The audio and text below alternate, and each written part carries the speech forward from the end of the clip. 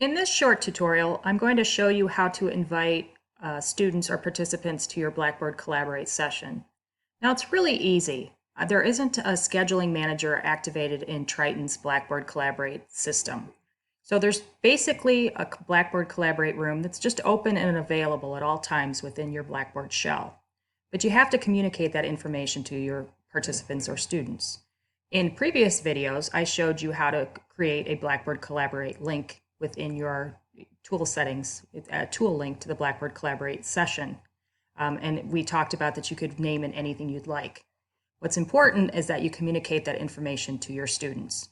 So there's a lot of different ways you can handle this about letting your students know how to access the session. First of all, you need to communicate when these sessions are going to happen. If they're going to happen from 11 to 12 on a Monday, you need to make that clear to the students and communicate how they can access that session. But I'm going to show you a couple of other ways you can invite students or participants to your session without them having to actually log into the Blackboard system. This may be handy if you have students that are dealing with situations in which they really just can't be part of this session in a synchronous time frame in their home or sitting down in front of a computer. They might need to watch or take part in the Collaborate session via their phone. So let me just show you another quick way to access and to invite students to your session. So we're in the location where you can join the room, but you have seen this screen. There's an edit room. Don't worry about that. That's a little bit about settings about who can participate. You can add a link to your course, but that is really just another way of adding information into the sections that you have here. You could put a link into course materials. You could put a link into course information. You could put another link to the room somewhere else in the class. It's basically the same thing as what we did with this Blackboard Collaborate tool link that's standalone in this toolbar. But so there's that way of adding a link. Then there's another way you can do this, and you can do both.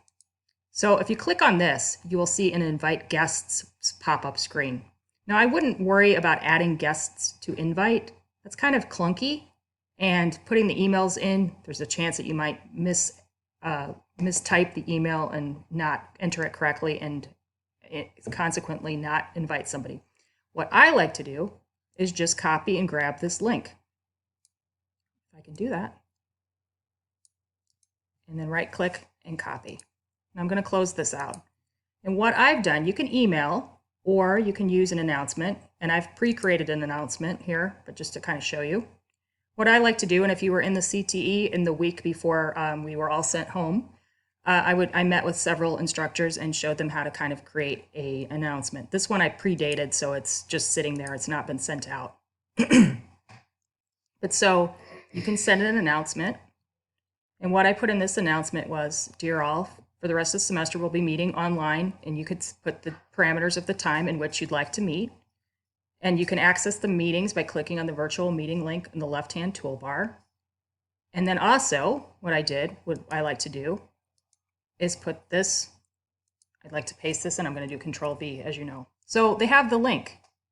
So when you do submit, make sure it's not date restricted, and it will send as an email to everybody that's enrolled in your course. Now, why is this convenient? This is convenient because if your students are getting Triton email via their phone, they can actually click on this link. And what will happen, I have an iPhone. What happened to me is that I got the link and it said, you need to copy and paste it and put it into the Safari browser. Then I was able to access the session right on the front of my screen without logging into Blackboard and without a lot of the other complications. So that's a really good way of engaging your students if they have to use a phone remotely. And also, always remember, when you're holding a Blackboard Collaborate session, please, please, please record the session for those students that aren't able to participate, aren't able to log in, aren't able to be there at that specific time, so that they can view and asynchronously take part in that session.